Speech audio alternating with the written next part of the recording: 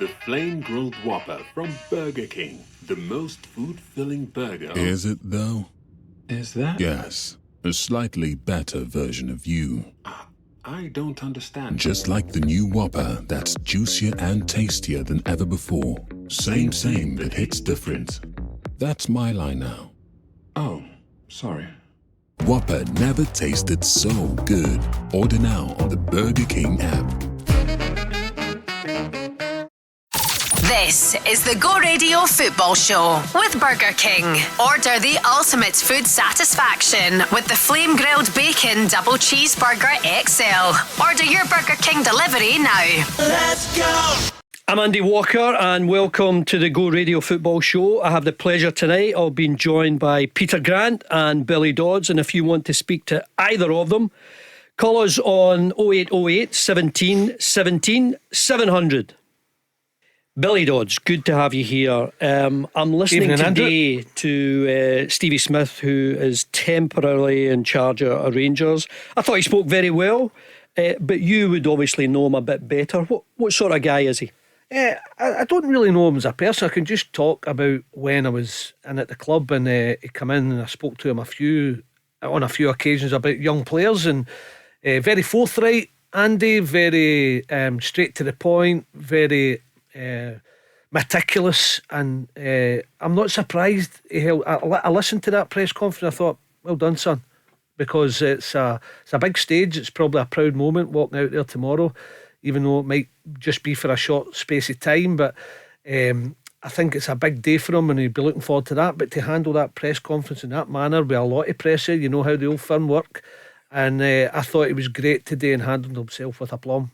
What do you think, Peter? I know it's so difficult when you're just everyone knows who he is, but no one knows how he can be a leader, to manage a senior group of players. How difficult can that be for anyone? I thought he done brilliant because of the fact it was nice to hear people talking to a Rangers manager not about his job, as in losing his job and the pressure he was under. And I thought Stephen came across very well, as Dodds spoke about there and you spoke about earlier on, and listening to people talk, and he didn't hide the fact he's got ambition to be a manager, so he's obviously learning his trade and he wants to become his own man one day, whether that's at Rangers Football Club. And the way he's selling himself there, maybe he comes back if it's Muscat that comes in to become part of his staff, because he's handled it well. He knows the younger players at the club, and sometimes that's very, very important, because sometimes you're looking for something different. You're looking at all the signings people are talking about, but some people are under your nose. And Stephen's obviously worked with him a lot, but the way he handled it, and as you say, the pressure you're going to get with a Celtic or Rangers, where I think the one thing he definitely got right, he knows he has to win. That was the one thing he knew he was talking about. It wasn't about how he played or systems or whatever. It was about, when I'm here to try and win a game at football. And that's the most important thing at Celtic Football Club, at Rangers Football Club. These two go head to head all the time to be champions. Nothing else is accepted, and that boy's taking that challenge on, and I thought he handled that very well today. He's been, Andy, a bit at the club since a young boy, went away, had his career, came back again as a player and then left to go to Commander. And I know this phrase gets thrown about, he gets it, but there's getting it and then producing as well. And I know he's done well in the academy. I know how hard he works, and I'm not surprised, I say, that he handled himself the way he did today. So very impressive, but on that, he knows as well, and this is where he gets it, he's got to go out tomorrow and win the game, or try and win the game, because you can have that press conference, but if the result doesn't go your way, he'll be asked other questions. And I'm not putting the pressure on him, not at all. I'm saying is it could be a different press conference tomorrow if he doesn't win. Well, he spoke at great length today, so let's hear Stevie Smith on when he found out that he was going to be more involved with the first team. Probably the early part of the previous week, so the Monday or Tuesday. I was actually taking an under-19 session. I come off the pitch and I had a few messages to let me know that there was a potential it was going to happen. But in terms of since then, I've just tried to keep everything as normal as possible. I've got processes that I like to work with in terms of how I work with under-19 squad, and it's probably a way of working that I trust. So I've tried to not do anything different from what I've done previous and what I've learned. I must say, Dodgy, one of the first things he'll probably do is change their style. The Rangers of the last few weeks, where they've been so open. I mean, you look at the last game against Falkirk, when Falkirk got behind the fullback so often Do you think he'll change their style slightly? He mentioned it in the press conference, not wholesale, but I think he'll be a bit more, what's the word, safer, not as open as you're alluding to. I think he mentioned at one point maybe more back to basics, so whatever that means. I think Rangers in possession, out possession, will probably not have as high a line, maybe not both full backs away at one time, just a bit more guarded, and I think that might help them. And the players that are already there, Peter, do you think they'll give him respect? Do you think they'll be professional enough to give this new voice the level of respect that he needs? I think you know yourself, and it doesn't matter if you don't like the manager. We've been in these situations ourselves. We always gave him the utmost respect on the football pitch, trying to do the job properly. I just don't think he's got the players, to be perfectly honest with you. I don't think Russell Martin coached them to defend the way they defended. I mean, I see John Souttar in there and there's a centre forward and he's across the screen, he's not picking him up. Is that Russell Martin? I don't think so. I think players have got to take responsibility as well. It's okay blaming managers and coaches and whatever. For the life of me, if you're a fullback, you've got to stop across. If it's in your area of the pitch, you've got to get back behind the ball. No matter if you're a centre forward, you've got to work hard to get back in. You've done it all your days. Dodds, you've done it all your days. You don't need a manager to constantly tell you. That's rule of thumb. These boys haven't done that. My concern for Rangers is, at this moment in time, I look on there and I'm thinking, right, where's the leaders going to stand up? Russell Martin's not there anymore, so there's nobody to hide behind anymore. So are these guys going to come out tomorrow and produce a performance? Because if they are, it's the first time I've seen that from them, because I don't think they've got the group. But we have to be careful of saying a manager's capabilities. It's Magoma, what age is he? 18, 19? 19, I think. 19, yeah. left back.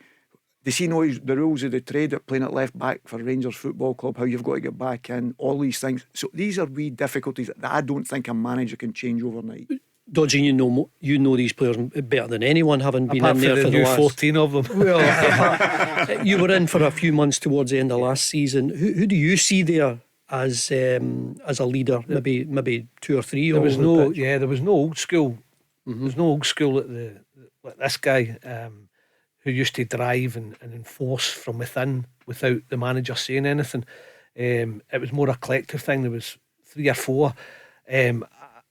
John Souttar spoke about it today. I don't know if Peter saw that, but it was exactly the point you're touching on, where John Souttar said, and again it's a turnover of a new manager, so it's very relative, and he says we have to take responsibility. We can't keep on changing managers and then not perform for the next one and he goes as well. So the players have got to realise at some point, right, it's time to stand up to the plate then, because it just can't be all the time, whether it's Felix Clermont, Michael Beale before that, you can throw in Barry, and then now it's Russell Martin.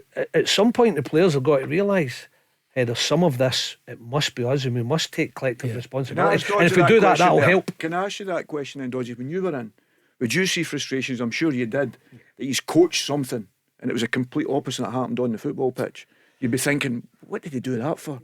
They tried. They did try. They were a good bunch of boys. There was 1 or 2 where you thought, right, is he taking on the message? But they did try, and there was a lot of games they carried it through with some unbelievable results, But there was sometimes within domestic games that maybe there was a switch off, and then there was a mistake, and then the confidence dipped. So although you want to have a bit of blame apportion, you've got to realise that you can see they're suffering. Yeah. You can see they can't handle this crowd. And then when the mistake happened, the confidence dipped, and then the crowd came, and then they thought, oof, blow that whistle, I want out of here. Well, here's what Stevie Smith had to say earlier today on just the players, the way he addressed them, and what type of mood they're in. It's understandable the mood was probably low in the first day. Loads of boys away international duty. But I'd like to think that the sessions that we've put on have lifted the mood. And that's not to say we've just been doing sessions that the players enjoy. There's been a bit of work put into them because it's been a different group, different schedules. So, but the mood's lifted, and I think you could sense yesterday and today that there's now the reality of a game, which is good. The next window, Doddsy, is not till January, of course. This current group of players that you've seen, and Rangers spent a lot of money in the summer. Do you think this is a group of players that can challenge? I'm not saying can win the title. Can they actually challenge? Can they get themselves up that league and start winning games? They've only had 1 win so far. It's a good question. I think they can improve. I think they can get themselves up the league. I think they can be doing better than what they're doing. It's whether they've got the longevity of mindset to go and say, right, we can close the gap and put a bit of pressure on, then go on and try and put in a league challenge. That I'm not so sure about. But they've got to realise, is going back to Peter's point, it's time for us to do something now. There's been so many managers out the door. Right, time to step up and then put on performances. And it's that consistent runny performances that'll get them up the league and maybe grow that confidence. And then you never know. Maybe I'm not saying they're going to put in a title challenge, but maybe they'll get to to grips with Hearts and Celtic and put on some pressure. I think that's the short aim. The short aim goal just now is to go and try and put on some pressure to those two top clubs, not try and overtake them, just try and get to grips with them. Yeah, Peter, I know you always like to talk about players and their character, their mentality. Do you see that in this Rangers group of players? No. That they've got enough? No, Andy, I don't. And I think tomorrow, if Rangers don't win tomorrow and Celtic and Hearts win over the weekend, the Rangers have no chance of winning the league. I'd put my hat on that just now, because I don't think they have got that. And I think Kevin Muscat will be a really good manager for them. I think he's got that bit of character. Do you know him? I played against him well. I do know him for the wrong reasons. One of the worst tackles I've ever seen. Imagine Peter Grant talking about worst tackle, but imagine a Peter Grant Kevin Muscat tackle. Can you picture that? You need to explain. We were playing Wolves, and I was Who's we? Norwich, right? Playing Wolves at Molineux, and he topped Craig Bellamy, the worst tackle I've ever seen. Never even attempted to play the ball. Stepped right over the ball. Bruce Shield, your old manager, was the manager at the time. Bruce was waiting on him. Bruce was going to kill him because there was an incident prior to it. Remember Matty Holm was the wee winger who lost his career? It was through Kevin Muscat. Was Get taken to court. And I think it was about 400 grand was paid out and all that. Ended his career. He was horrible on the pitch. And I mean that. But I look at his stats as a coach, and I think he's done fantastically well. I was going to say you have to detach yourself from the player who was on the pitch. He's now a leader. He's 100%. A coach. He's had success. 100%. And I'm wondering what he's. I don't know if you know him, Dodds, but I'm wondering I was a teammate for a year. I'm wondering what his big strengths are as a coach, as a leader, as trying to get his message across to a group of players. This is how we win.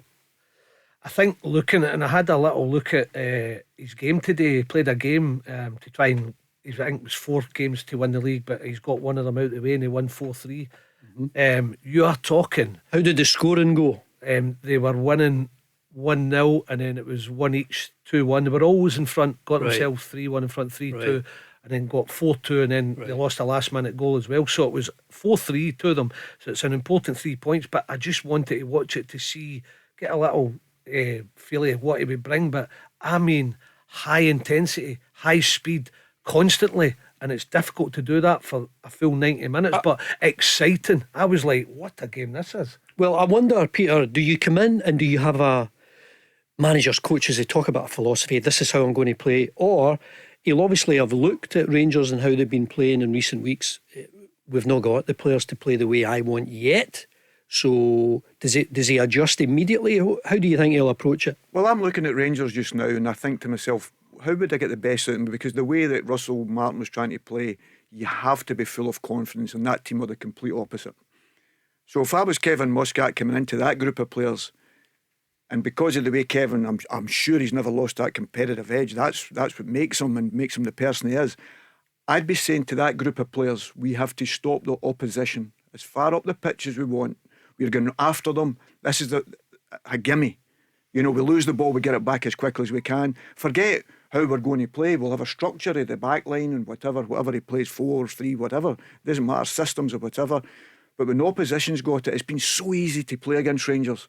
So easy to get crosses in the box. They've not stopped anybody playing forward. How they've always struggled against everybody apart from probably Celtic, because they've played well against Celtic. Even Dodds in that done it last year, because Celtic don't put the ball in behind you. The teams that put the ball in behind you and ask questions of you, they've never been able to deal with it. And that's why they lose their games.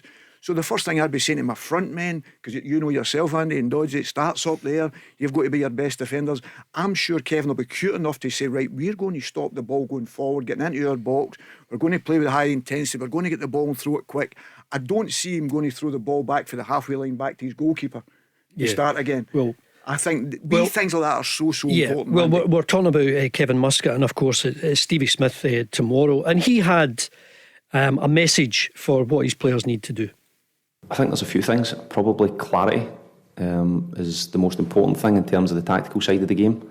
I think we tried to put a bit of work into them yesterday, and we'll do more of that today. But probably just to strip it back and simplify it and remind them that they are a good group. They are a good group of players for what I've seen. I say words are cheap, and I think there's a lot of people who've sat here and promised certain things, but it's up to them now to go and put that into practice tomorrow. Dodgy, I think we're all aware of the... How was it? It was the air of negativity at Ibrox over the last number of weeks, even before a ball was kicked. I'm assuming there won't be that tomorrow. I'm assuming the Rangers fans will get behind Stevie Smith. I think a few of them might be sitting back. Okay, what's going to happen here? What do we see? Do you think the fans are on side with them? They obviously welcome the change. I would 100% think so. I think they're just glad the change has been made as a group of fans, and they want to get there. They want to support whoever's in the dugout and support the players on the pitch, and then wait for what's going to have a wee wait now to what's going to come in as well. But in between time, they must just try and start winning games to put that bit of pressure on. Going back, they were down 1-0 with Muscat. I meant to touch on that, where they had to come from behind. I know it's a bit later on, but they had to come from behind as well in that one and show a bit of digging character. But an exciting game. But as I say, it all starts tomorrow for Stevie Smith going and trying to put on. In fact, you know what I was going to say? Put on a show, Andy. It's not. It's just win the game, get 3 points on the board to try and see what happens. See if you can catch a couple in Celtic or Hearts. And Peter, whatever you say, at any club, the fans can help you do that. Well, I've been the complete opposite, because I've been onto the pitch, and even if they've been scoring winning goals in the last minute of the game at Livingston, some of them weren't celebrating, and it was all about the manager. So the Rangers fans got what they wanted. They wanted Russell Martin. They've got that, because I'm not 100% sure that the board would have changed it if the fans weren't as vociferous. You know, they'd have tried to build that with something they thought they were going to try and build, and they maybe need to go through all these teething problems, as people were calling them. But it just didn't work for us, and I've been there myself. So I know what it's like, and you understand that pressure that comes with that. And if you're not winning, it's very, very difficult. The fans have no excuse tomorrow to get behind that group. It's a young man that's coming in to do it. He spoke very well about Rangers and the club, and now I'm interested not about Stephen Smith tomorrow. I'm saying, what player's going to step up to the plate? Who's going to step up there? Is it going to be a Raskin? Is it going to be a John Souttar? Is it a Tavernier? Are these guys going to step up to the plate? To be fair, Jack Butland has. He's done very well this season, but he's the one I look at, and it's a good job he's been playing. Whatever you think of Tavernier, I mean, he's a leader. You'll know his character more than anyone. He's not a loud one in the dressing room, though. Tav will just try and lead by example on the pitch, and if he does well, people will follow. He will have a pop at players now and again, but he's not a real loud leader who rips into players. He's not like the old school. That was the phrase that I was picking up on today with Stevie, was strip it back. What is strip it back?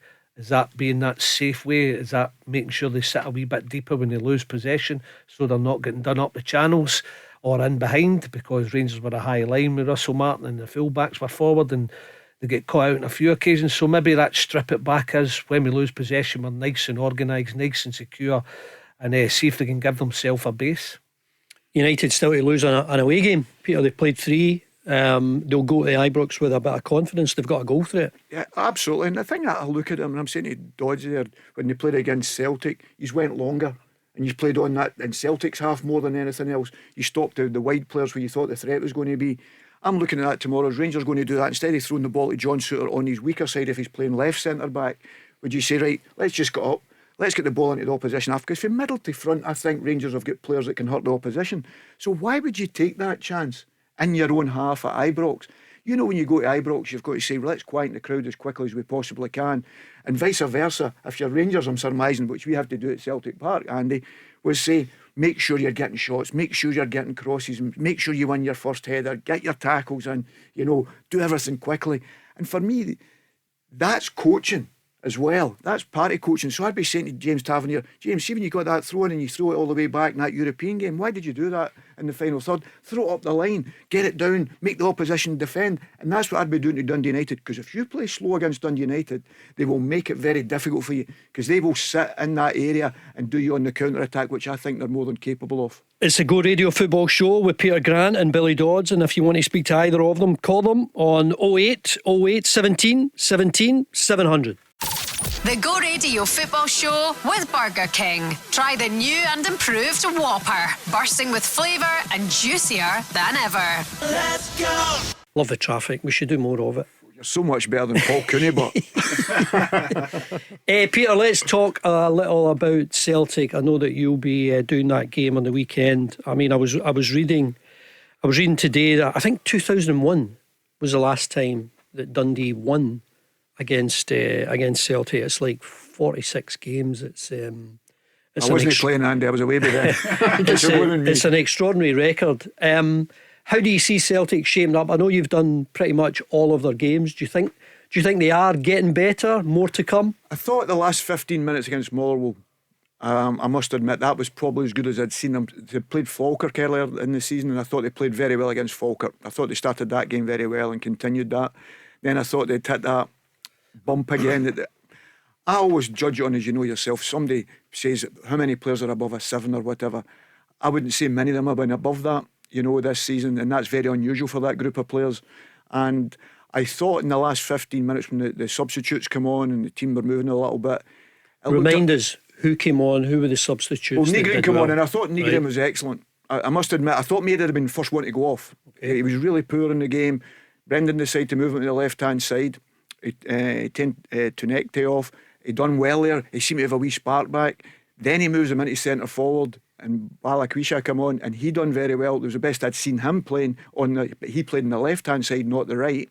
So you had Nygren coming on, you had Luke McCowan coming on, and I thought everyone, Engels come on and made a great pass in, a fantastic split the players into Balakwisha, who takes it on the outside and puts the ball across, and Maida's playing through the middle and gets his goal. I'm not a big fan of him through the middle, I must admit. I think he's got one position, and that's in the left hand side for me. How did Callum McGregor play, captain? Callum always demands the ball, and I always think you'll always get criticism if you want the ball, because the players give you it, don't they? They see you, they give you it, and people are saying, he demands it. We'd be criticising him if he didn't want the ball.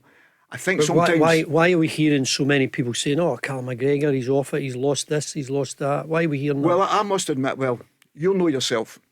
If I'm a midfield player and I look up and I never had the centre forwards, and I don't think Celtic had the centre forwards at the start of the season. That's me personally. I didn't think they had a forward line at the start of the season, and I think it was very difficult for whoever played in midfield. I know you as a striker, sometimes you'll come short and then you'll spin in behind, or you'll go long to come short. You know all the striker movement. I didn't see that, and I'm looking at midfield players when they're in possession of the ball. They're looking up to go and make that pass. There's nothing there. They're all standing still. Didn't know where. Didn't make that secondary movement or whatever. So I had a bit of sympathy with the ball going square. Not all the time, but I think that was a big part in it. When you consider it, I remember one especially. It was at Ibrox, the 0-0 game, which was obviously a very poor game. Hatate's got it, 35 yards for Rangers goal. He looks up and passes it back to the halfway line. The ball ended up going back to Schmeichel. Schmeichel had more passes in that game than Callum McGregor, I think, in that particular match.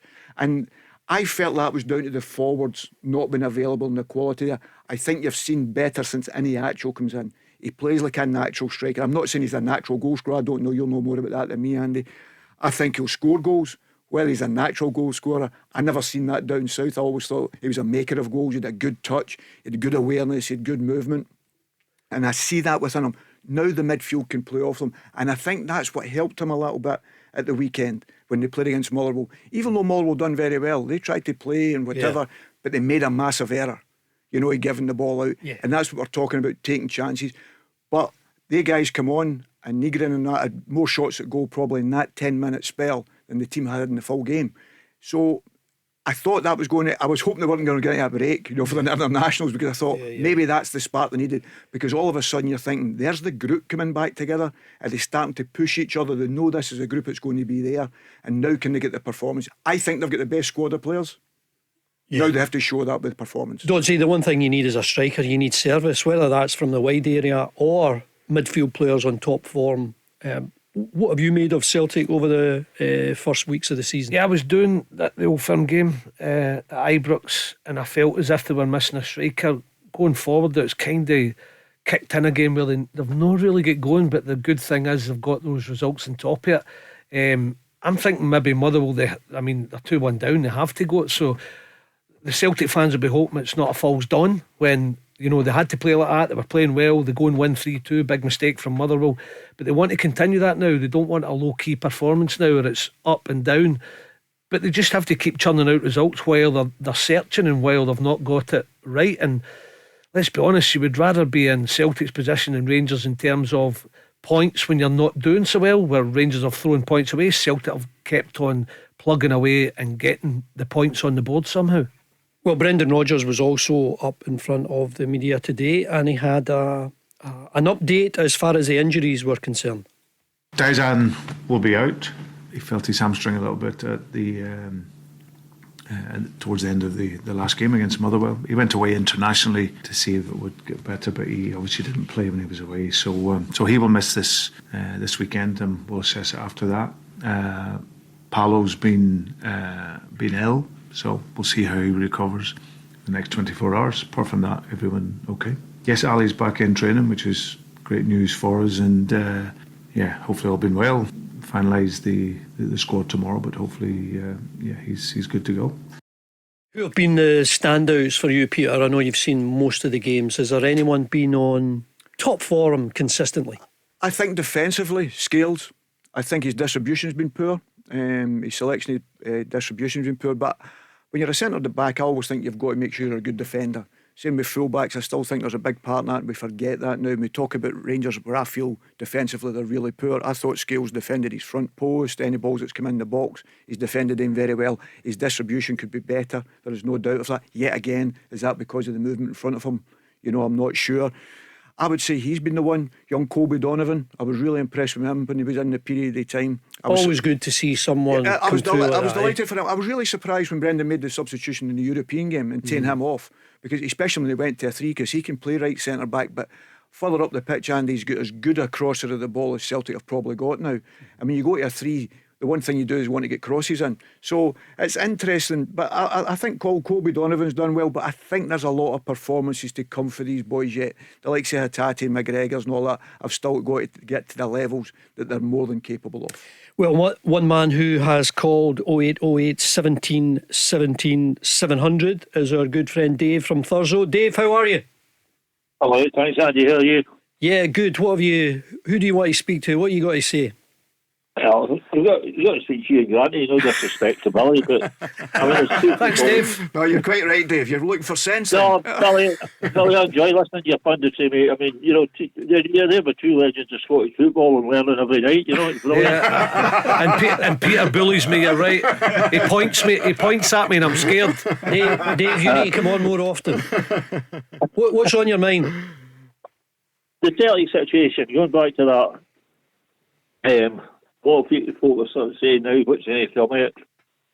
The defence side of the board want for how far the board want to go, Andy, but at the end of the day, I'm sure you'll agree, Peter, there'll only be one winner, and that'll be the fans. So the board and the football department, which is a phrase I hate anyway, need to get together, knock their heads together and be ready for the summer, so they don't make the same mistakes. Maybe the odd signing in the January window as well. Has there been any signing that you've been impressed by, Dave? Yeah, my pronunciation is terrible. Is it Fat Sake or some of the young guys? I think we got him for Scandinavia somewhere. He seems to come out of a game. I think he looks as though he's a good player for us. And I think any actual come to as well. I mean, it wasn't long ago. I think Leicester paid Man City 19 million quid for him. So I know he's not good, not well lately, but he came out of a game. Yeah, Peter, you know as well as I do, you always want to have a good relationship with the supporters. You want them right behind you. I think it's fair to say there's a bit of a detachment just now, without going over what we saw in the summer window. We know it wasn't the most successful, but Celtic are into it now. They've got their signings. They'll have to make do with that till January. What do you think the relationship is like? Are the protests going to continue, or do you think the team, just by winning games, can put that on the back burner? No, I think the supporters, obviously, Andy, we talked about the summertime, they were wanting, and I made the point, take the Bayern Munich game, even that squad all stayed together. I still wouldn't think they needed 4 starters to come in on top of that group. When you lose 3 or 4 of them, then you're needing 7 players to make that group go again. And I genuinely believe if the club would have signed, say, 4 boys at £5 million for talking sake, and they weren't a success, they'd accept. I don't mean they'd accepted not being a success, but they'd said, well, at least we spent money, we didn't spend it wisely. Then there's your complaint. But because they didn't and missed out in the Champions League, and no matter what way you look at it, Guy, that was ideal scenario, home and away, didn't do enough. I even believe somebody like Tonecti been in prior to that would have made a difference. I really do, because I thought that's where that team were really weak with anybody running beyond them. So wee things like that. So 100% understand the frustrations of the supporters. Then when you read last week again about the meeting they had, it wasn't the way they wanted it to be. You should have been coming out and saying, well, we went in to get Andy Walker. We get told he was £5 million, but at the time we went in it was £10 million. Then there's an acceptance, because people will understand then that's why we never get certain players in. But because there was no really conversation on that, I felt, and I'm reading the fans and listening to what they're saying when different things have been at, that is their frustration more than anything else. They thought it was a great opportunity to build. I think Brendan said the exact same himself. It was a great opportunity to build and make the team stronger. Dodds, let me know what you think of Brendan Rodgers today, who spoke about his assessment of the season so far. Well, I think it's always a challenge, the European aspect of everything, and there was a lot obviously made of the past and what has happened, but really it's addressing now the future going forward. We've been showed glimpses of our game in a lot of our domestic games. We just need to find a more consistent level, and of course that's something that we and something I'm really looking forward to doing. The players here, they're working very, very hard. We had a really good victory in the last game against a good team that were unbeaten in the league so far. So we knew we had to really work for that, and we showed our spirit and our quality by the end of that game. So we want to continue on that vein. Now the focus is very much on the 7 games in 21 days, and that's my only focus. Dodgy? I'm thinking, just listening to him, it's still niggling him. He always talks about the challenge. He talked about we've got to be positive moving forward, because he's still niggling with the performances. He wanted to, said it right for the start, he wanted to build a good Champions League team, and that ideal situation for him as a manager has gone. He's still searching for top performances. We've said that as well. And if he gets those top performances, because we all feel that Celtic haven't fired yet, that'll help dampen the protest. I don't think the protests will go away, because the fans aren't happy with how the transfer window was handled. Well, he's a big fan, of course, of any manager under any circumstances. I know he's reached out to a number of them over the years. And here was Brendan Rodgers today with his thoughts on Russell Martin losing his job. Well, I think you're always disappointed when any manager loses his job, and Russell being no different. It was a challenge that he learned from in his career. He's got many more years left as a coach and a manager, and I've always said when you manage here at Celtic or Rangers, the pressure it really is relentless, and you find out things about yourself in this role, in this job, and I'm sure he will have done that. So, but yeah, I wish him all the best, and he'll probably have a bit of time out, and then look to go again and use this experience. I think every team that changes manager, you always you accept and take on the challenge of new ideas and that freshness that they may bring. Yeah, Kevin, I came across. I don't know Kevin that well, but I came across him a few times when I was at Liverpool. He came in to train him when I was manager at Liverpool, and spent some time with him there. And then, of course, when we travelled then over to Australia with Liverpool, and met him and Ange when I was there. So yeah, as I said, I don't know him that well, but he's done a really good job in the teams that he's been at in Asia, and if he's to be the new manager coming in, then it's another new challenge, and as I said, for us, we'll be ready for it. Doddsy, there's always respect, well, mostly between managers, opposite dugouts. How was Brendan Rodgers after you and your coaching team led by Barry? How was he when you went to Parkhead last season, beat them 3-2? I'm assuming you had a bit of chat after the game. Was it all it's not the cordial? way it used to be. Yeah, really respectful. He was just so forthcoming in terms of just speaking away. He was gutted with the result at Ibrox with the draw as well. He was just nice. That's the best way I could put it. There was no confrontation whatsoever between the two benches. I think there's a realisation you've got to try and do a job to get the win, because that's what the Celtic Rangers games are all about. And but respectful as well, and it was just it was a total respect, Andy. There was no words even within the game nasty whatsoever. Dave, I know you're still listening in, and I know that there's been criticism of a number of Celtic players maybe not in the best of form. What have you made of the management of Brendan Rodgers and what he's had to say about everything that's going on at the club? I think, as usual, he's talking a lot of sense. The bottom line is we all have bad days at the office. We don't all going to do our job to 100% of our abilities every single day we go to work. Goalkeepers will miss. Goalkeepers will concede goals. Strikers will miss goals. And at the end of the day, if it's all right if you get one or two maybe on an off day, but we would like 4 or 5 on an off day sometimes. And that's where the difficulty is getting the performance when there's that many on an off day. But we'll get there. We're still the best squad. We're still the best team in Scotland. Tell me this, Dave. Are you one of those Celtic supporters that would like to see a stronger challenge, a stronger Rangers, even a stronger Rangers would push Celtic even more? What do you make of Rangers and how they are at the moment? I wouldn't mind maybe a bit more competition, but not too much, Andy. You know what I mean? Here, Dave. But the same token, that's where if Rangers do spend the money that they say they're going to spend, and I'll be honest with you, I don't think 100 million is anything like near enough. They need to sort the place out on the squads, but that's just a personal opinion. That's when it comes difficult for Celtic, because our board need to react more quickly with more money, and that's where the difficult comes if Rangers do improve suddenly. Dave, thanks for your time. We're going to speak to Paul after the break, and he has called 0808 17 17 700.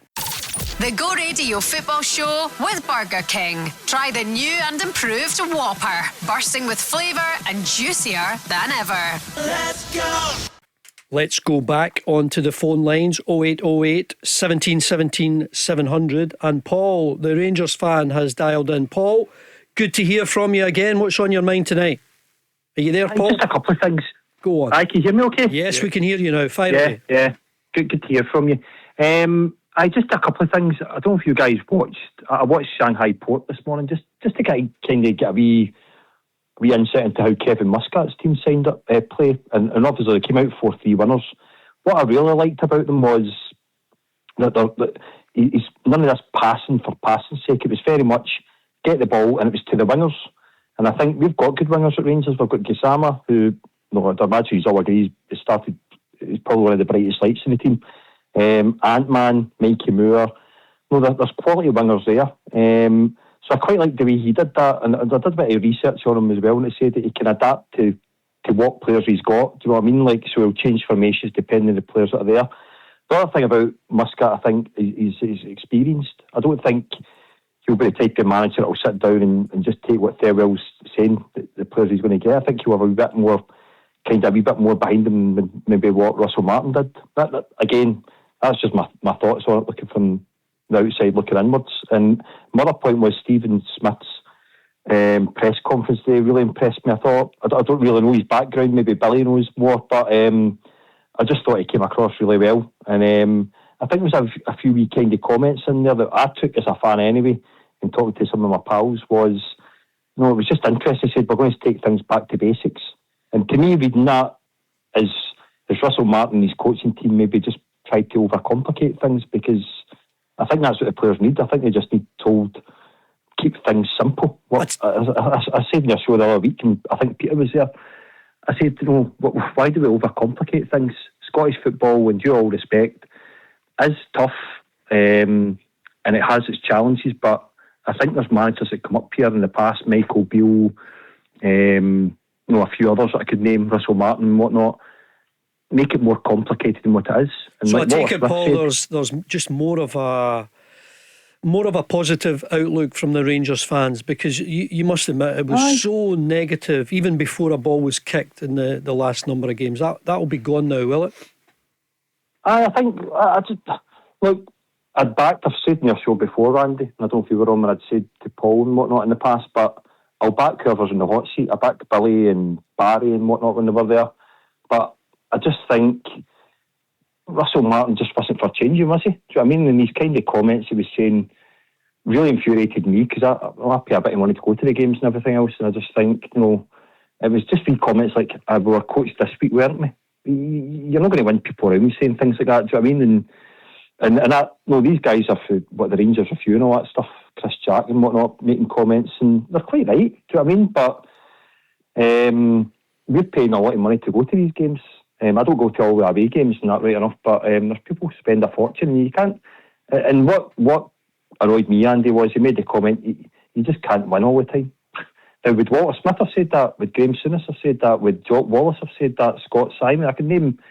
We're built on winning trophies. And Davy Weir summed up really good at the Falkirk game. He said, we're not a development club. We're there to develop players, but also alongside that is we win trophies. And I think, again, we've had that many false dawns, but I'm hoping Muscat, if he wins this Chinese League again, that's him won it twice. He's won the Australian titles, he's won the Japanese titles, I think it is, with Mourinho's. So he's got a winning background, but I also think I don't know if Billy played alongside him at that time when McLeish signed him, but what he seems a bit more. Well, he was that style's a hard man and whatnot, but I don't think he'll be a yes man to fail well. Paul, I don't know what you think, Billy. Paul, the thing I was going to say, and I'll throw it to Doddsy, we in Scotland, we tend to be a bit dismissive of other countries. Oh, he's won a title in China and Japan, and it's not the UK, it's not Europe. We seem to be dismissive of a certain standard. And of course, when Ange Postecoglou came here, and maybe he was ridiculed a little bit before he'd even taken charge of a game, he's definitely got something about his management style. And like Paul, you watched that game this morning. Yeah, I mean, we can be judgmental, and Paul's right. But Paul, we touched on it at the start of the show. I watched it myself because I just wanted to see what kind of style, and I thought high octane, quick passing through the lines, high energy, constantly pressing and keeping it going for the nearly the duration of the match. And you're right, getting it down that left wing, crosses in the box, especially for the equaliser for the first goal. And I thought, tell you what, they're going to have to be a fit bunch of lads to keep that up. But it is a style, and it is, Andy's right, it kind of touches Ange Postecoglou, and you're not surprised because he worked under him as a number 2 for a long period of time. I'm just wondering, Paul, how you feel about this weight that it will need to be before Kevin Muscat, if it is to be him, I'm sure it is. The weight is well into November before he can come here. Are you prepared to wait and have Stevie Smith until then? Preferably, I'd have preferred Neil McCann. If Neil McCann's going to become I know I've been chatting that, but saying that, like I said, I'm saying that dismissively because I don't know Stephen Smith, but I know he's been under 19s coach, and the way he came across that press conference, and he's worked under McLeish, he's worked under Walter Smith and people like that, so he's obviously got something about him. He's been at the club for 20 plus years. I really like the way he talked, so it'll be interesting. Like I said, Andy, I go back to it, it's what he said that stuck out to me was, we're going to keep things simple, and that, I don't know if that's been, I don't know if it could be the way he said it, right, but it just to me seems to be that the coaching team, I don't really know Russell Martin himself, but it seemed to be overly complicated. Paul, let me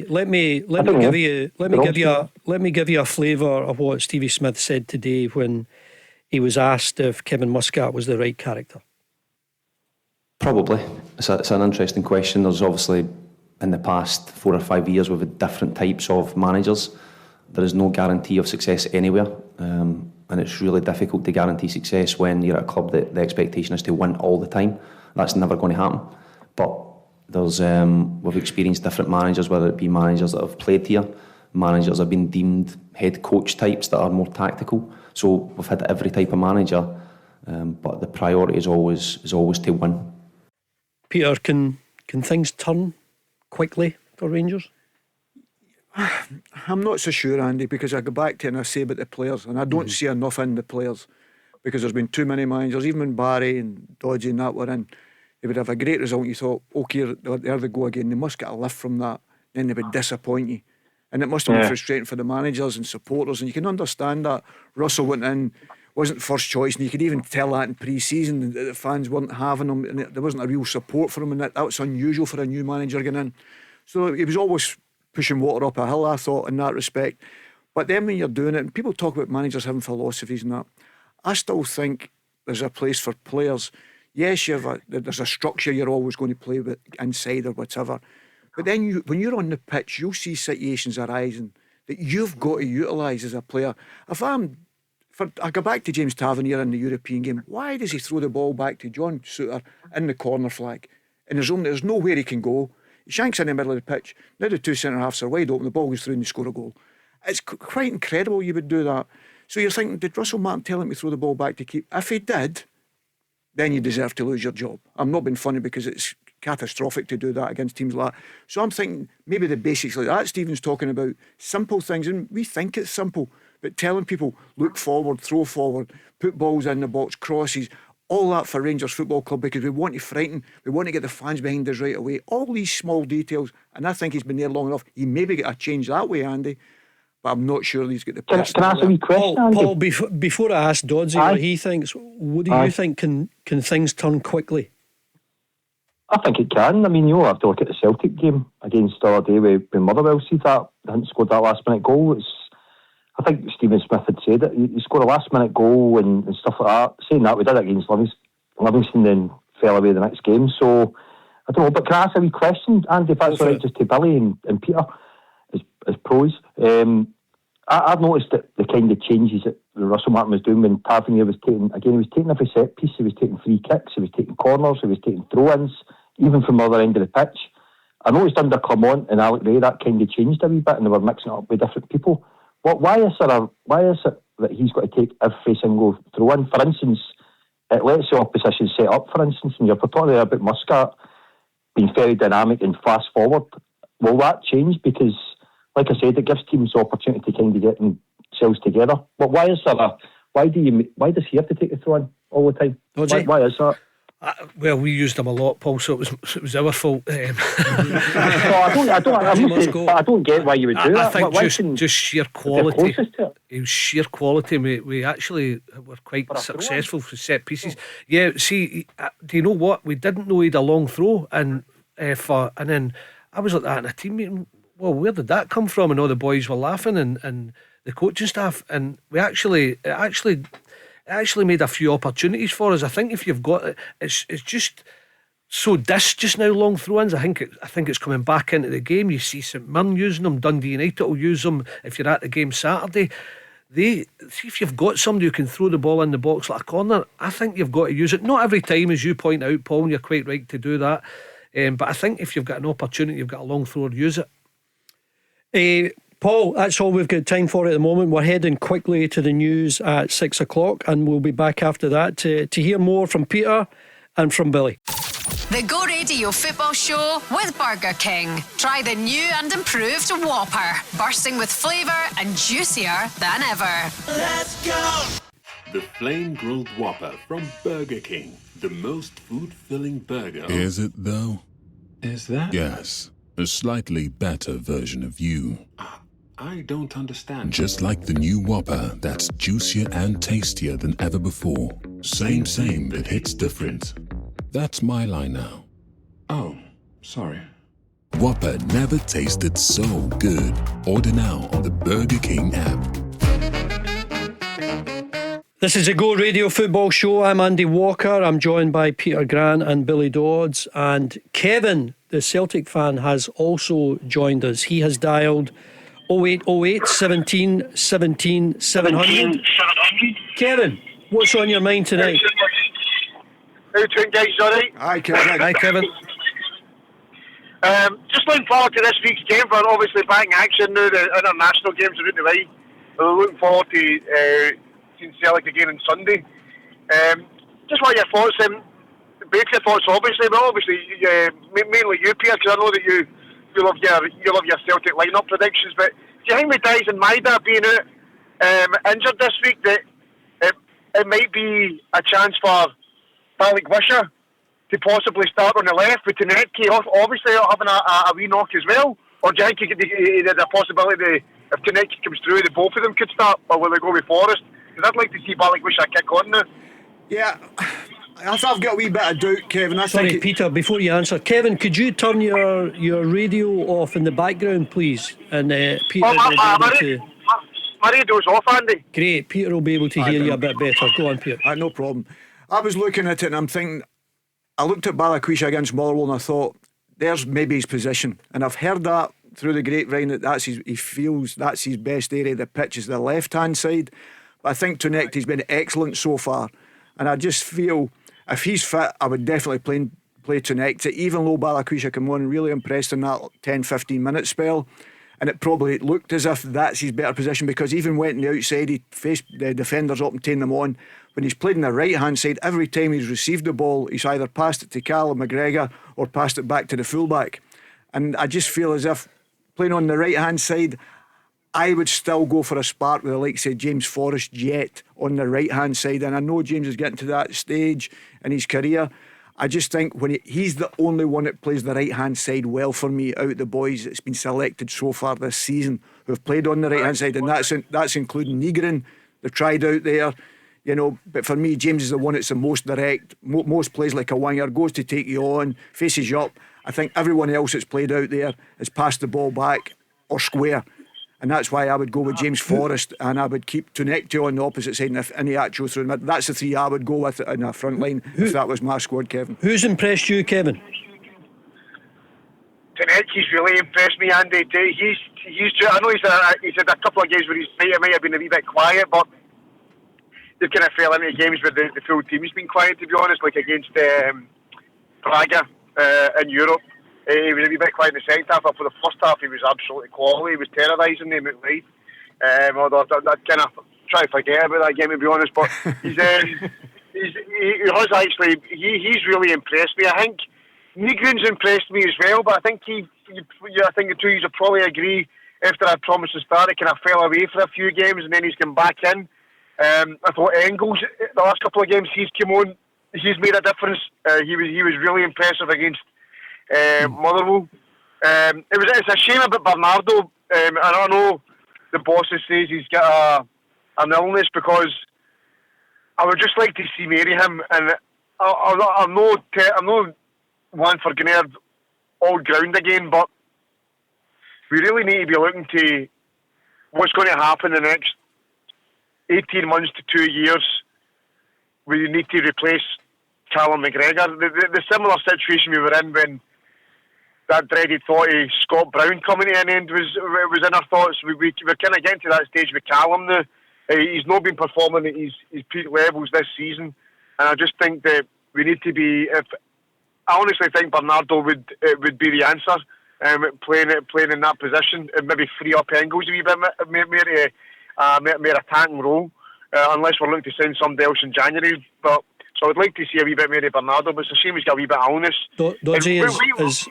Sorry, Kevin, just a second. Has Kevin got a good point there? I think it's a shout to. I can understand why Kevin's bringing up totally, where if ever there's a week to get your signing who's not really hit the ground running yet, Balikwisha up and running, is to put him in after his winning assist a couple of weeks ago against Motherwell, just to get him going, give him a start, 60 minutes. But it's where you play him, because they all want to play left. We've talked about it. Maeda, Tanecki, who has been brilliant, so you're going to start switching him like you did to Maeda, and it kind of affected Maeda's form, whether it's a move or not. Yeah, it might have been that, but I think the switchy positions affected Maeda's form. So this is the week when you would think about, just with the Maeda injury, definitely getting Balikwisha going. Kevin, are you surprised that there's been no I mean, when you look at the manager's position, he's not been offered a new contract. I think everyone would accept he's an elite manager. He's done really good things. What have you made of the manager's position? Shocked. Listen, the Celtic fans, and I'm one included. Listen, I was really disappointed with the way Brendan left, and then when Big Ange left, I kind of thought there was only one guy to bring in, would be Brendan. And I think a lot of fans have forgiven him now, and it's went to that stage where now he's got 100% backing with the Celtic fans. And I just think that I don't blame him for leaving, because I was on earlier in the week and I spoke about some of the answers that the board gave, if you could call them answers, to the Celtic fans to their face. Is a disgrace. I can only imagine how much harder it must be for the manager, because he's the guy at the top asking for money, asking for the backing. Well, Kevin, let me just interrupt there, because obviously there's been a supporters statement recently, and this is what Brendan Rodgers had to say about that when he was asked today. Well, one, I haven't seen that, but two, I would say, listen, the Celtic supporters are at the heart of this club. That is what Celtic is synonymous with, and hopefully going forward, we can find that balance that allows that great support to spill onto the field, and obviously we have that harmony on the throughout the club. So, but until then, I'm sure both parties will continue discussing. In the meantime, it's really about affecting what we can, and that's on the pitch. Peter, I suppose it only gets louder and louder if the team start losing, but they're in decent form at the moment. Yeah, but the fans are frustrated, and we all know as supporters, and we feel it when you go to the club, and Celtic, and like any team, you're nothing without your supporters. And Celtic live on the backing of the supporters, and that's the way it's always been, and it always will be. And you've got to treat them with the utmost respect. And reading and listening to people talk, they feel as though they've not been respected in that respect. We're putting a lot of money into the club as they do. We're buying all the merchandise they talk about, the strips, which is constant now. It used to be one strip for 2 years and all that. Now you're doing it all the time. You're taking kids to a game, which is so expensive now. So that's the point I was making earlier on. If you'd have signed 4 guys for about £5 million each or whatever and spent 20 million, like Bruges I've spoke about before, I think they taken in 80 million and spent 40 million. I think that's the way. I'm not saying that amount of money that Celtic should be spending, but that's the way the supporters are looking at it and saying, well, if we'd have spent 20 million out of 40 million, great, fantastic, then it's up to us to judge the players that's brought in. They never got that opportunity, and the frustration of getting out the Champions League just was a double whammy for them. And then going with the meeting, and you can only go with what you're listening to and you're hearing, and the shrugging of their shoulders, not getting the answer to the questions that they really want to when they've asked the questions.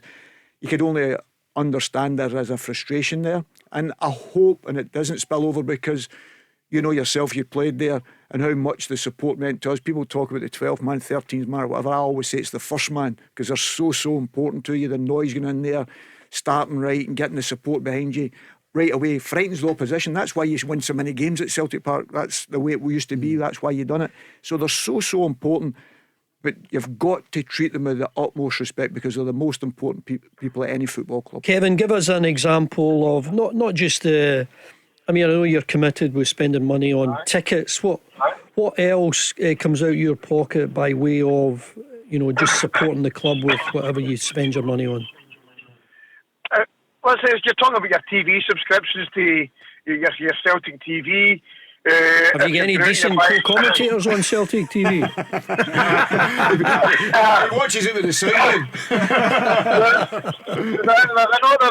There are no bad ones sitting right next to you. That costs a bit of money. But listen, it's a dear game. You've got same for Rangers there as well. But you've got Dodds sitting there. He'll probably be akin to what goes on at Rangers. I take my wee into the football, and we go down at half time you're like £4 for a hot dog, £4 for a juice. This stuff's really expensive. You travel to get there. Never mind your fans coming from Ireland. I feel sorry for how much money they're spending. But the problem is, Andy, on the board, Andy, as far as I'm concerned, and I know I harp on about, and I'm biased because Peter Grant was a hero of mine growing up. But there's not enough people like Peter Grant in that boardroom. And what I mean by that is there's not enough people that care like Peter Grant cares, that care that Neil Lennon cares, that care like Brendan Rodgers cares. We don't have that in our boardroom, and that long term is going to hurt us. I think you can see it now hurting Rangers. There's certainly no Rangers-minded people in that boardroom. Look where it's taking to aim, and we need more people, whether it's bringing in an ambassador and somebody in an ambassador role or something like that. But we need more people like Peter Grant, like a Neil Lennon, like somebody like that is passionate about the club, is passionate about the fans. And right now, because that's no there, and there's no that medium between the fans and the board. Well, Kevin, just in the interest of balance, I do know that Roy Aitken is there as an ambassador. Tom Boyd, two guys that I played with. I know that they've got all of Celtic's best wishes and intentions so close to their heart. You've mentioned Peter, of course, and I know how much he cares about the goodness of the club, but there's also a business aspect to it, and there's just that little disconnect with not enough debate going on, not enough communication. Yeah, you think that'll fix it? See, on that, Kevin, I was talking about that situation, Andy. I was saying the other night there, see, Rangers situation, it's probably easier to talk about Rangers for me because you're looking at it and you're talking about Big Roy, Tommy and all that being in the park. I look at Rangers and I'm thinking, had Graham Souness here who told them about Frank Lampard, for instance, about their manager, that's the one they should have selected and whatever.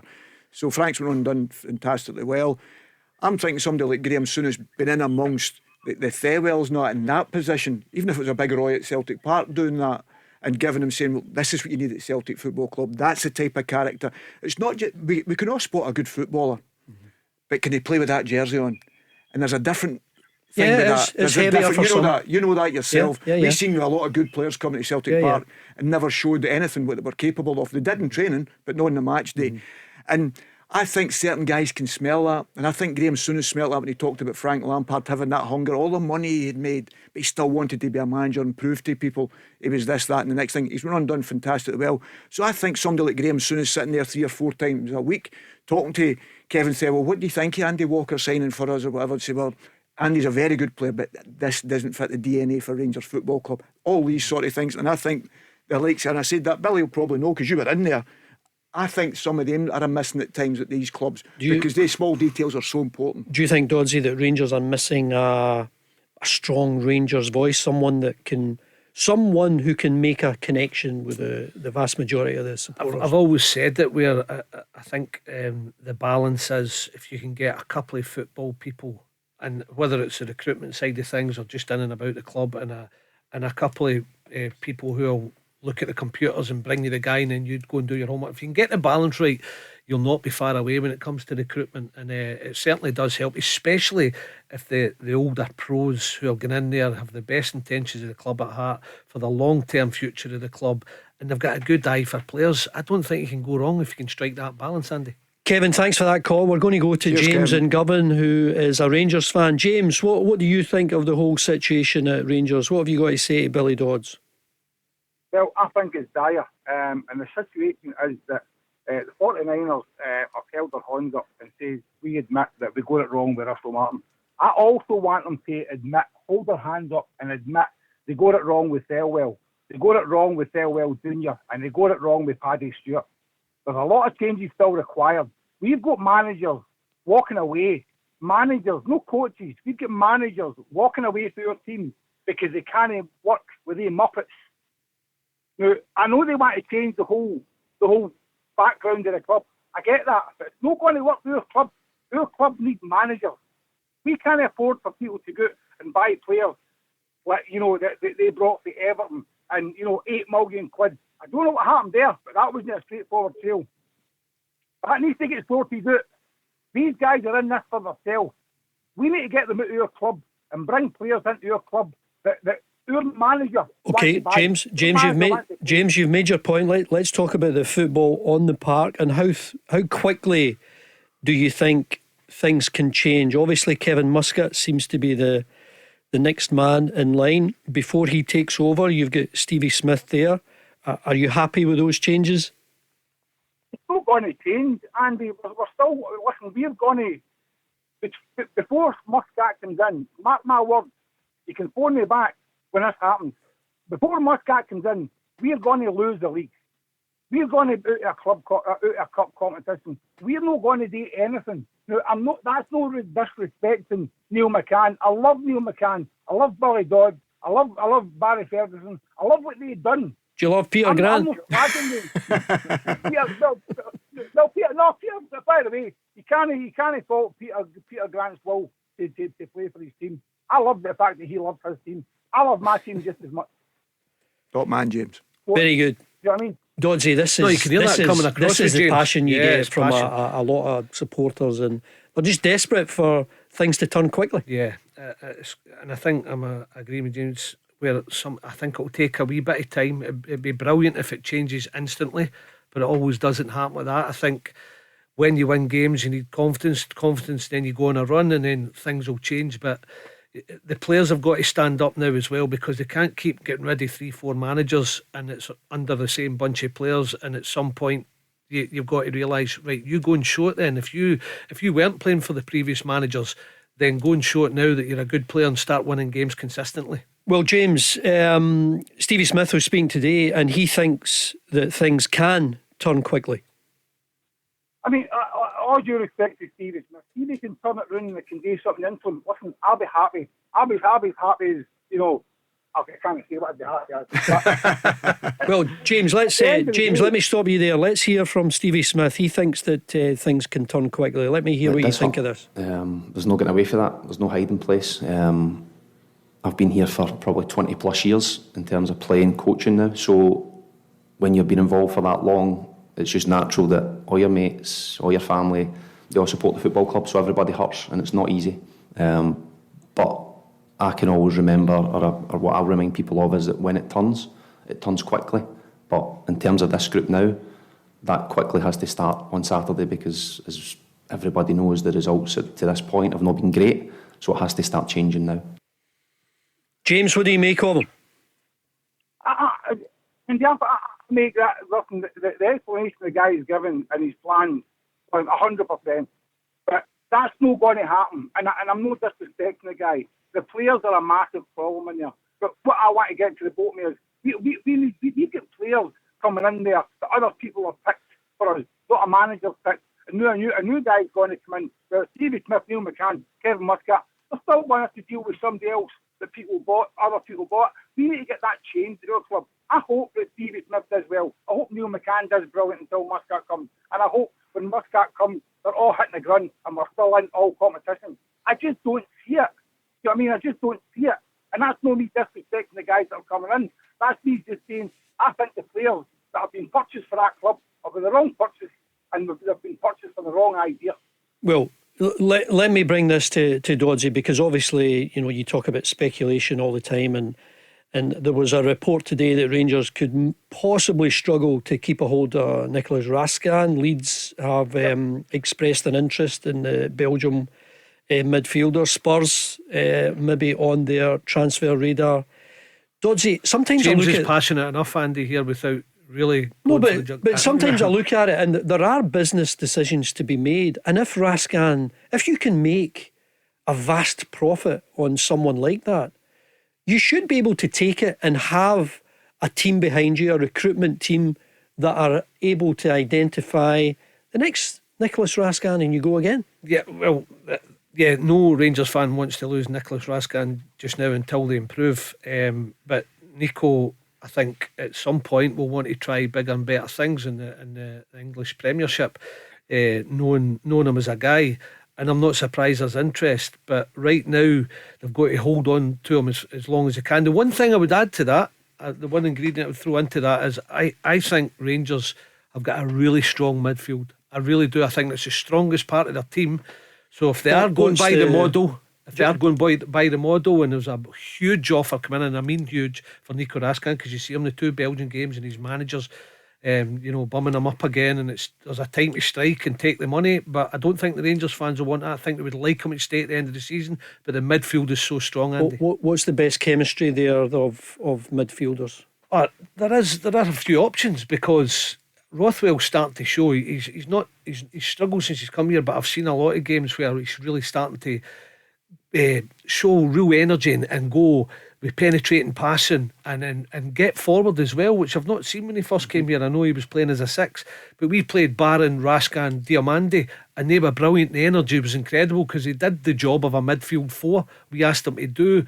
They were a man down, because we asked them to get out in wide areas when it came down their side and get back in if it went out the other side. And the 3 of them are brilliant, and they've got other people like Lyle Cameron coming in there, Asgard, they've got Rothwell. Their midfield is strong, and it is the best part of their team. I wouldn't challenge you on that, Doddsy, but what I would challenge you on is those in front of them, because you need a goal scorer. If they're all prepared to give strikers service, I don't know what you're going to get yet from Miovski. I thought he was terrific at Aberdeen. I'm not sure he's got that sharpness that we associated with that spell.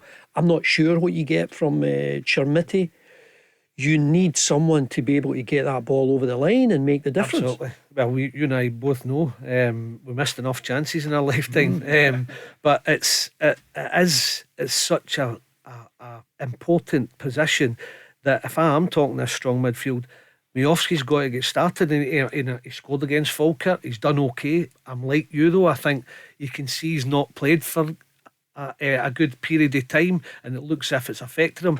He needs to get back to the way he was at Aberdeen. I think he could possibly be the answer, but only if he's fully fit. And then Chermiti just come in when required and get that experience.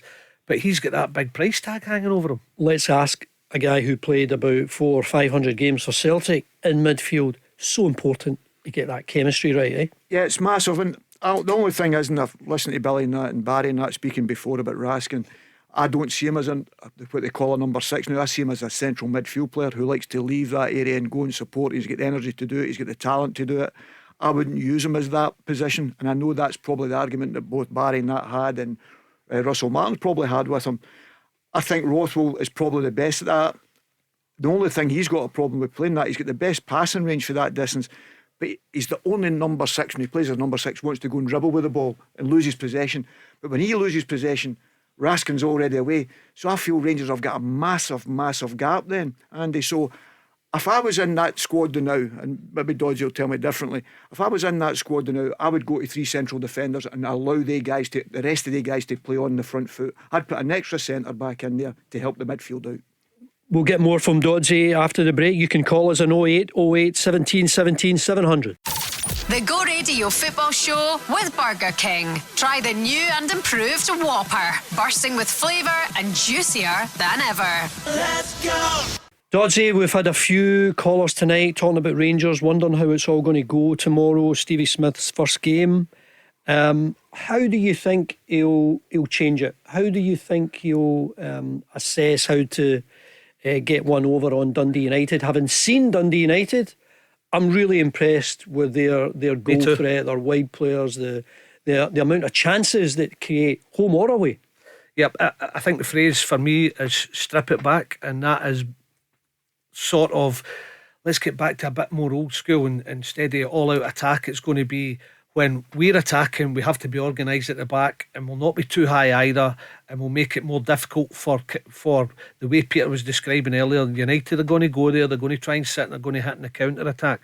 So I think when Rangers are attacking especially, I think it's looking like he's going to try and get that back 4 organised even when they're in possession, and I think that'll help. Just be listening to his phrase. The one thing we saw in the Falkirk game, Peter, was the amount of times that Falkirk got in behind Rangers. Can you see that happening at Ibrox tomorrow with Dundee United there? I don't know how they change it, Andy, because I just think the players that they have, the 2 centre backs are not strong enough. You know yourself, we played along with Big Mick and Roy and whatever. Me as a midfield player, I was dragged everywhere. I didn't need to look over my shoulder. They used to say right shoulder, left shoulder. Fullbacks went too high, they dragged them in, especially if the ball was going down the opposite side. We're getting support with one fullback. I'm not sure Rangers have got that group of players. in the respect to that. So I don't know the system he's going to play with Magoma playing at left back, because his natural instincts to go forward, James Tavernier, is to go forward. Then the two centre backs get split the width of the pitch, and I just think then the midfield's got an unbalance. I say Raskin takes off, leaves a big hole, and that's why I think Rangers are always vulnerable. And I think they'll have a problem like that against Dundee United, because Dundee United won't ask questions.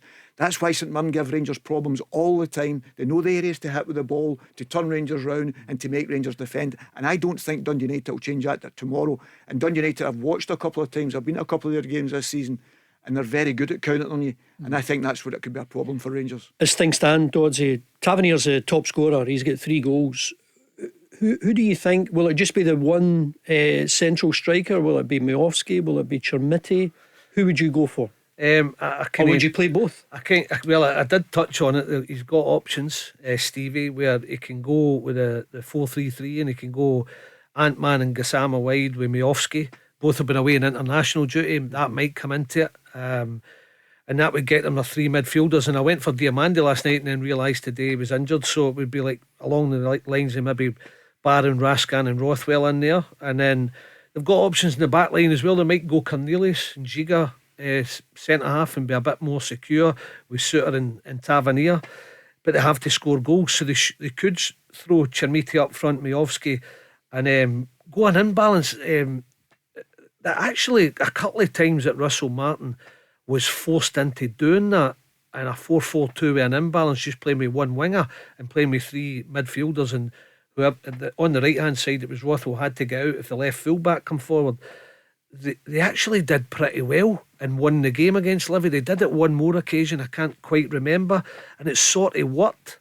So they've got options, Andy, to play a 4-4-2 imbalance or a 4-3-3. I'm not so sure they'll play with 2 strikers because both have been away in international duty. Well, Rangers against Dundee United at Ibrox on Saturday. Peter, Celtic are up in Dundee on the Sunday. What have you got any sort of assessment on Dundee and what sort of challenge they might pose? We know that it's a dreadful record they have, haven't they, won in like 46 games against Celtic. What have you made of Stephen Presley and his... I think it's been really difficult for him. I mean, Stephen's in there, he had to make a lot of changes, as you always have to do when loan players and that get back and you're trying to build a team the way you want. Stephen's an incredible worker, an incredible professional to try and learn his trade, doing all his stuff at Brentford. To try and get that into a group of players in Scotland when you're not winning and everybody's criticising you. Everybody was surprised that Tony Dock had lost his job, so there's always that negativity right at the start as well. And I think he's always been fighting a little bit his own corner, really. I think it'll be really difficult for them at the weekend. I think Celtic will go up there and win quite convincingly, and that's not disrespect. I just think Celtic players now, they've got to stand up. We're talking about Rangers. The Celtic players have got to stand up. The last 15 minutes against Motherwell was more like what their self is. We're talking about midfields and whatever. I look at Celtic's 6 players that they've got to choose from in there, and I don't think anybody else in the league would get into out of their 6 midfield players would get in there before any of them. So they've got 3 to choose and they'll have 3 on the bench. So when you've got that in that central area, you talked about midfield winning the game. Celtic have got the best 6, I believe, central midfield players to choose from, and I think that's where they've got to start dominating. Now they've got an actual striker up the front. I just think Celtic will win that game. You wouldn't put Raskin in there, no? No, I'm just throwing it out. No, I agree with you because I'm looking at Tati, I look at McGregor, I look at Luke McCowan and all these guys, and I just think they've all played at a higher level than he has, and I believe in the last 18 months he's done very well. I watched the Wales game the other night. I thought he played really, really well in the game, and I'm a good supporter of him because he's a wee rascal.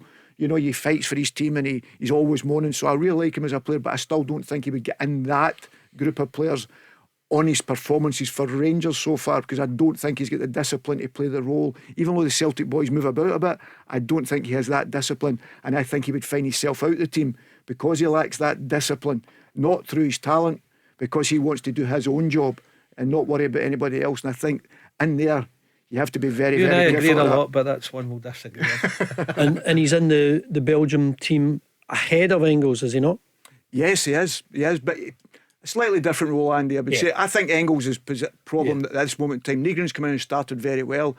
Arne Engels hasn't come in and done very well this season, but I believe the spaces have not been there. I think it's affected him with not having good movement up front, because he likes to run in the box when he sees the space.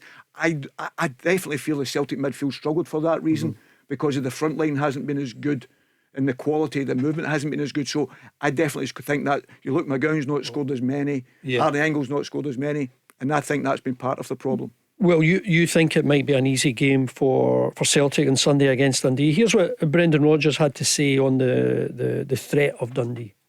Yeah, always our record there is very, very good as a club over numbers of years, but it still doesn't make it an easy place to go. I think Stephen will have them really well organised. He'll have them competitive. They've shown already this season that they can get good results and performances. So we know, coming back after the international game, we need to get our fluency and get our tempo into the game as quickly as we can, and look to make it really difficult for them, hopefully. He needs to win over the fans, Dodds, and we were saying that for weeks about Russell Martin and how difficult it was. You talk about winning games. Dundee are struggling. They go to Aberdeen the last time around, they lose 4 goals against a team that hadn't scored at all. Yep. Gone back the last couple of weeks, isn't it? Do you think he can win them over? It's going to be tough. I think when the fans have a go right away, like they did with Russell Martin, they did a bit with Stephen Presley as well. I don't think he was a unanimous choice with the Dundee fans, but I think he got some really good results. I was working at the Rangers Dundee game, and they were fabulous. For me, they should have won the game. So they've had some great results, so that's hope. But it's when they go in these bad runs, and you're right to point out that Aberdeen result, that's a killer. So they're going to have to show a bit of bounce back, but that's against the champions. And that's going to be tough. Funny enough, Brendan Rodgers thinks it'll be tough. Charlie Mulgrew thought it'd be tough last night as well. Peter, you think it'll be a breeze? No, I think, as I say, any time you're up there, we've always played there, Dodge, and I've never had an easy game there, ever. In fact, I played a game that Celtic lost 4-1 up there against Dundee many was years ago. Was it the striker's fault again, was it? Yeah, it was. It didn't work hard enough to get back in. Andy Walker. No, it was before his time. And but as you say, I've never found a game easy at Dens Park, and I'm not being disrespectful. I just think Celtic have got the better players and should make them suffer. I think Brendan's going to say that you've got to start fast in this particular match. We're just back after international break. If they start slowly, that gives Dundee that little bit of confidence, because as long as they're not conceding, that's the problem. It's once they concede that first goal, I've got a worry for Dundee that I think they could capitulate.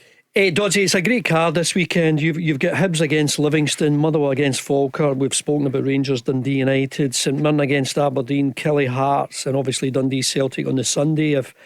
If I can draw your attention to Hibs and Livy, I mean, Hibs unbeaten in their last 15 home league games. What have you made of them this season? Plenty of draws. On top of that, though, haven't they, Hibs? Yeah. It's probably cost them a wee bit this season, where they were flying last year, and that's why that record you just read out stands. They're a really good team. I love watching Hibs. I think they've got so many dangerous attacking players. They're pretty solid at the back, plenty to choose from, and a really good midfield. They've not been firing on all cylinders. They're going to have to bounce back for losing that last minute goal against Hearts as well, which would have sickened them. Do you like Kieran Bowie? Yes, I do. I love, you start with your base, your work rate and your energy, and then if you've got a bit of culture and just game nous, then that helps, and then you gather that and you go and become a better player with experience. I think this boy's going to do that, and he's got the base to start with. But I think Hibs will sneak it, because Livingston were excellent against Dundee United. Really good, played well, probably deserved to win the game, but Dundee United fought back in the second half, so they're not going to be a pushover. I think it'll be close, but I think Hibs might nick it for a home win, 2-1. Well, we'll go through the card once we come back after this break. Such an exciting weekend as we get back after the international break. This is the Go Radio Football Show with Burger King. Order the ultimate food satisfaction with the Flame Grilled Bacon Double Cheeseburger XL. Order your Burger King delivery now. Let's go! There you go. That was your get. Is that it? Yeah, that was your get. That gave him time to Get think. back in there. There's so many buttons here. I'd already wrote down, I've went for Hibs to win that 1-3-1. Yeah. I fancy Hibs to win that convincingly. I just think they're getting players back now. The disappointment sometimes a derby match can fire you, and it probably came at the right time, to get a break away from it. they've started to see very similar to Rangers, isn't it? With the results they've had, you know, they've had a lot of draws, not winning, and then obviously losing the last minute goal. And I'm sure David Gray would have been fuming, letting the cross in the box and coming into your box at that time. But I will give him a little bit of time to stew. I know he'd have probably wanted a game right away, but I think sometimes that's the best thing, to get the boys away from it, especially when it's a derby match, then come back in. And I fancy them strongly tomorrow, so I'm going for 3-1 Hibs. The only thing I would say, Doddsy, about Livy is that they've no stars. They're very much a team ethic, a work ethic, and it serves them well. Oh, it does. And Davy Martindale always turns over his personnel every season, but he finds a way. But honestly, Andy, I was in the studio watching all the games coming in last week at my work, and I was so impressed. They gave Dundee United a hard time. They could have been 2-3 goals up. I mean, their football and Toppy being organised was really good, and they were up 1-0 at half time. They lost a goal in the second half. United had a wee change, and that helped them, but they end up getting a draw. So this is no pushover. Livy will be a hard team to beat. Motherwell Falkirk at Fir Park, Peter. Motherwell unbeaten their last 8 home league games. They've won 4, they've drawn 4. Stamatonopoulos, he scored 3. What have you made of Motherwell? I know you saw them in the 3-2 game at Celtic Park. Yeah. You know, I was impressed with them, because people are always going to ask the question, they're going to do the same at Celtic Park as they have been doing. Yes, they'll make mistakes.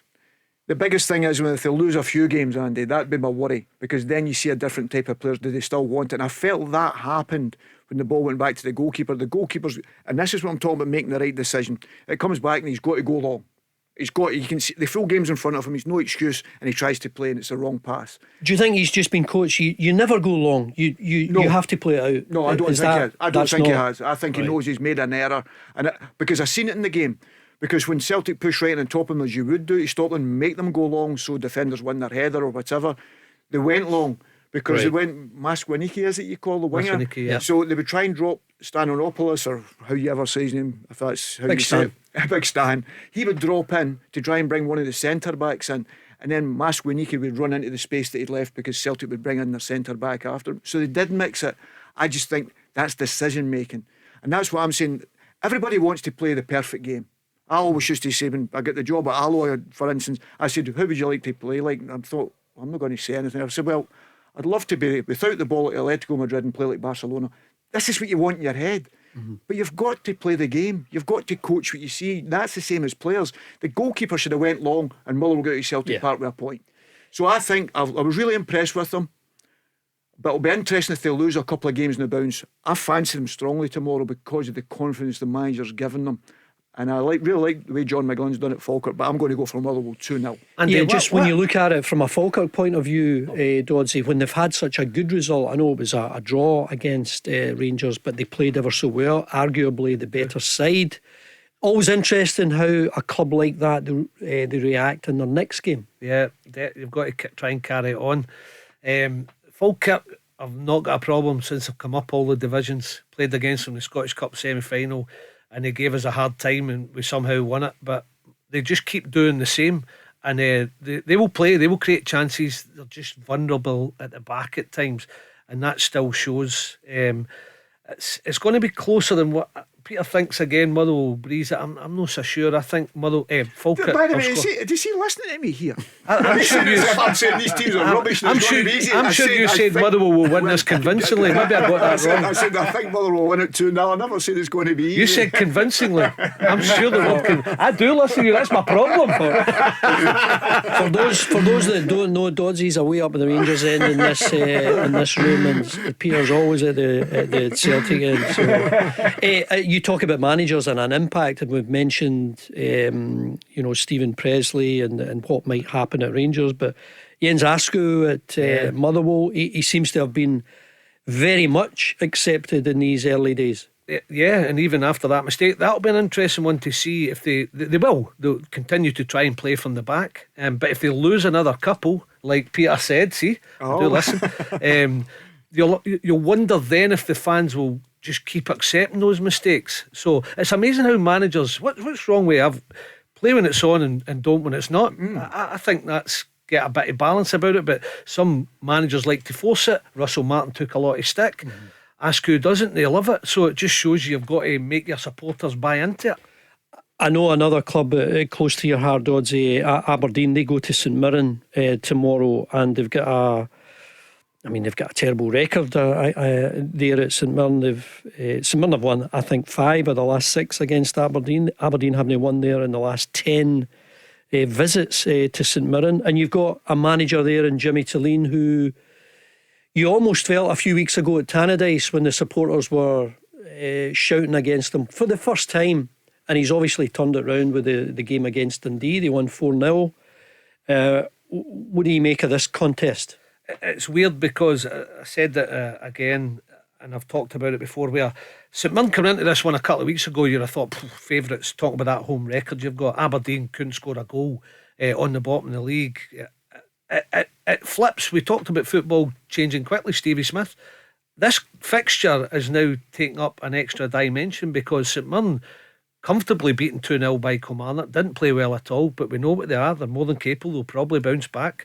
And Aberdeen suddenly couldn't score 4. So the complexion of this game's changed, and that's why I'm going to cut to the chase, I'm going to go for a 1-1 draw. 1-1 draw. Peter, what do you think? You said it's a 1-1 easy draw for Aberdeen. Convincing 1-1 draw. I'm going to go for St Mirren because Stevie Robinson, the one thing he's done fantastically well, when they've not had a good result, they seem to bounce back. And I think they do that. They've got a lot of character in that group that he's built there. I'm going to go for St Mirren to continue that winning way by winning that game 2-1. How highly do you rate Stephen Robinson? There was even some people who were putting his name forward in relation to the Rangers manager's job. Has he got that ability to go to make that move from, a club like St Mirren to the huge demands at Rangers? Yes, because I think what you get, Andy, you know yourself, especially in the Scottish League, I'm not saying you could go for St Mirren to Liverpool, but going to say Rangers at this moment in time, knowing the Scottish League, how he plays it, I think Stevie would organise his team for the players that he has. That's the one thing he's done fantastically well. And you've got to remember the amount of change he's had in players, but he always finds a way to finish 3 times with St Mirren in the top 6 the last 3 years is quite incredible. I think he's done a remarkable job, and I think that comes down to him, because you can organise the players, but he knows what it takes to win a football match, how to win a football match. People talk about long throws and set plays. His teams are very well organised. There's got good footballers in amongst it. He's got a good mixture, but he doesn't mess about. He doesn't get embarrassed getting the goalkeeper to come out the halfway line and put a free kick in the box. He knows that's probably his team's strength, so he does that. I think he would adjust wherever he went, because I think he's such a good manager in the respect of that. I think he would adjust because he knows he would have to adjust with better players, because you can expect different things off them. But I've been really, really impressed with the job he's done at St Mirren, so I take them to bounce back tomorrow against Aberdeen. They're a club, Dodds, of modest resources, but you get Ayunga, you get Mandron.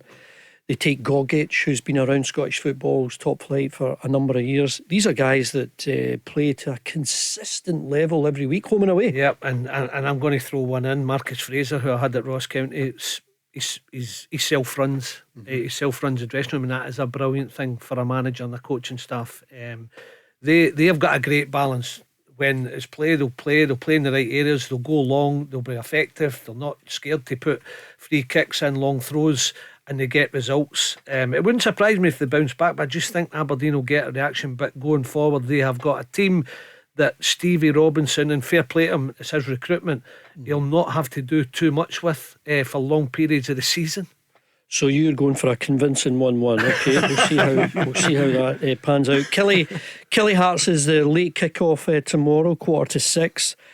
This is a brilliant game to look forward. We're all wondering how long Hearts can maintain this really good run of form that they're on. But I'm assuming there'll be a wee bit of hostility there tomorrow, Peter, with Derek McInnes going back to Kilmarnock. How do you think that'll play out? Yeah, listen, he doesn't deserve that because he's done a remarkable job for them, to be perfectly honest. But you're always disappointed if you lose someone you really like, and Derek was really successful for them. I think it'll be a really difficult game for Hearts tomorrow. Is it Dackers that plays up front? I think he's a handful. Yeah, Marcus Dackers, yeah. And when I've seen him, he's mobile. He's not just big, he's mobile. He asks questions of you. Hearts are a different team, and I'm talking about Rangers now. When I look at their centre backs, you think to yourself, they could handle that maybe. But I just think I've got a sneaking suspicion it's going to be a draw in this game. It's got a draw written all over it. I'm going to go for 1-1, but Derek doesn't deserve the criticism he's going to get, because there is no doubt he's on to a bigger stage with Hearts and more expectation expected there, but done a remarkable job at Kilmarnock, who are a fantastic club as well. But as I say, I think it should be a pat in the back he's getting instead of getting booed. Dodds, Hearts are unbeaten, just that draw at Tynecastle against Motherwell. What have you made of the impact that Derek McInnes has made there? Got a couple of early results by they were down 3-0 against Motherwell and got results, so they've built momentum, they've built confidence, and then they've won a few games. That's the only time they've dropped points this season. You know he's going to have organised teams, really good players, getting backed financially as well. I think they'll give him a round of applause and then be right on him. The Kilmarnock fans, I think they'll realise what he did for the club. Round of applause and then on him. But I fancy Hearts to drop points tomorrow again. I think convincing 1-1 draw again. Yes, funnily enough. And I listened to him again because he went 1-1. But Kilmarnock have had 2-2-0s against two tough opponents. St Mirren beat 2-0 and then beat United away. The one player who I'm constantly impressed by is David Watson in the middle of the park. Is he the next one who could make a big step to a Celtic, to a Rangers, to a good club down south? Absolutely. Just, I mean, Desire, the goal he scored, just running 50 yards to tap it in, getting past I think he ran past two men to get in the box and score, but he's got more than that, and he's getting better with that experience. It was all about raw energy when he first came in the team. Scored a wonderful goal at Aberdeen with an overhead kick a season ago, but now he's refining his game, and he's getting better with age, and he really looks as if he's coming together to be the complete player. We've spoken a lot about Derek McInnes and Hearts. Peter, what about Stuart Kettlewell? He had such a tough time at Motherwell towards the end, getting a bit of abuse from his own supporters. He left the club, he had a bit of a break. He's back in now at Kilmarnock. They're sitting third in the table. They're consistent. What have you made of his change? As I said, Andy, I've been very impressed with him. I thought they'd done a job on Celtic, the respect at Killie, and you thought it was a draw written all over it till late on in the game, and they'd worked really hard. But then when they turn up the tempo and put the ball in the box and go forward to try and get something from the game, I was really impressed with them. And I think he's continued to do that since the Celtic game. Instead of sitting back, I think he's been a wee bit more forceful in their play, which I've seen of them. I think young Watson, I think he's played every minute, every game. I watched him under 21 games as well with Scotland. I've been really impressed with him. I think he scored in every game against Celtic last year. So he's timing his runs in the box. And we're having a mobile striker who can run beyond you makes a hell of a difference, because it allows him to run into that space. So Stuart Kettlewell's job is done remarkably well, and his recruitment's been excellent. When do you look at a table and think, okay, it makes sense now, these are the guys fighting for the title, these are the guys fighting for Europe, and the bottom 2, 3, 4 clubs, they're the ones that are going to be boxing away for survival? When do you begin to take the league table really seriously? They're not going to move too much. Well, if you're talking about the ones that you think are going to be in there, you'd always say Hearts with the financial backing they've had and the squad of players they have. So you would say Hearts were going to be in there. You were going to say Hibs. You'd probably have said Aberdeen.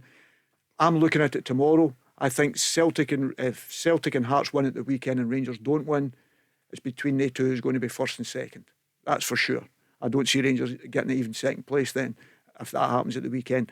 So that tells you that part of it. The rest of it, I think there's much of a muchness. I think there's teams surprised with getting results. Dundee are the one that's probably not had that consistently getting results. Aberdeen, we thought at the time. Now I look at Aberdeen and they got that result. Guys, it's been an absolute pleasure. Peter, thanks very much. Enjoy your weekend. Doddsy, enjoy your weekend too. Well done to you. We'll do it all again soon.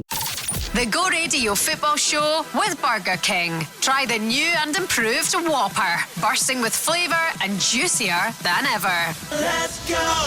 The Flame Grilled Whopper from Burger King. The most food-filling burger. Is it though? Is that? Yes. A slightly better version of you. I don't understand. Just like the new Whopper that's juicier and tastier than ever before. Same, but hits different. That's my line now. Oh, sorry. Whopper never tasted so good. Order now on the Burger King app.